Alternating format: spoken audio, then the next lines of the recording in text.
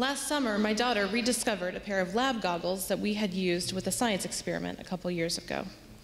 At first, she used them to protect her eyes in the shower, but quickly she moved on to wearing them everywhere. Everywhere. It was adorable. One weekend, we visited some family, and a distant relative remarked, "You'd better break her of that before she goes to kindergarten." I looked at my sweet little girl, running around the yard, swinging a stick and pretending to be some sort of scientific superhero, and I immediately dismissed that annoying bit of advice. Break my daughter of her imagination and spirit? I think not. Even though that conversation took place over a year ago and the goggles have been once again relegated to the dress-up box, I haven't been able to shake it. So today I have a few things to say to my daughter. Dear Annalyn, from the moment you were formed, you have done the unexpected. From your surprising conception and your refusal to show us your gender during the sonogram, to your determination to breathe and eat on your own after just a few days in the NICU and weeks before you should have entered our world, you've forged your own path and generally done life your own way. And while at times your strong will and unique personality drives me straight up the wall, I wouldn't change it for the world.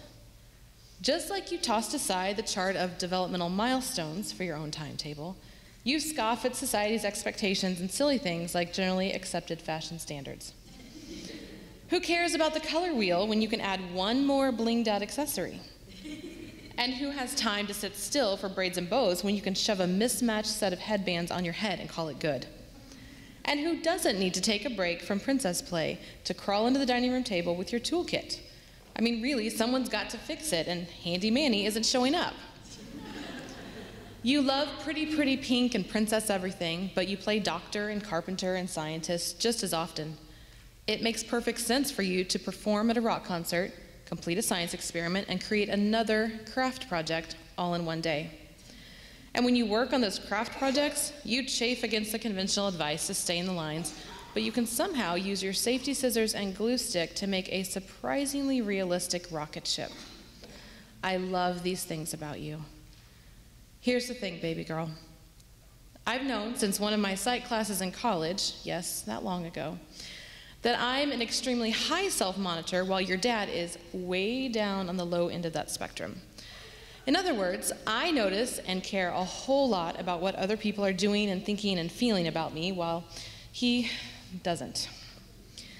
In those moments when I'm nudging his leg under the table to remind him that we shouldn't say or do that in front of them, and he responds by asking loudly, "Why'd you kick me?"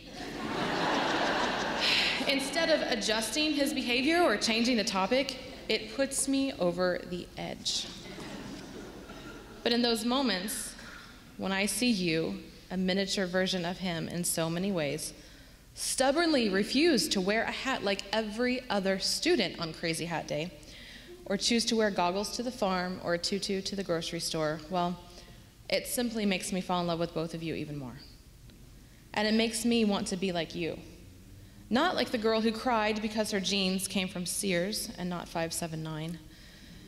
And not the girl who wore bangs even though her forehead wasn't made for them and no amount of hairspray could hold their curl or height.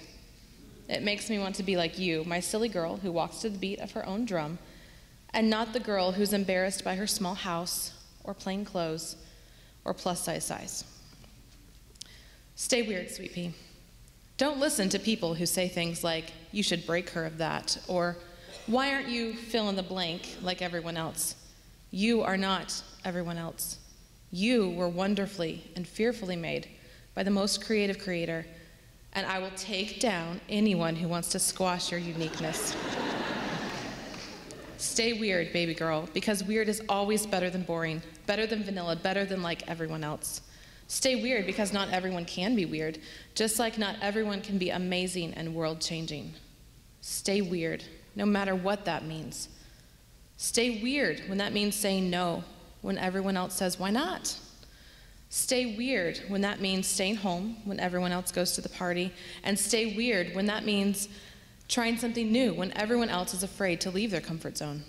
Stay weird when you choose an instrument or a sport. Stay weird when you choose a major and a career. Stay weird when that means putting family first, and stay weird when that means taking time for yourself and that God-sized dream that He's given you. Stay weird when it means joining up. Stay weird when it means standing alone.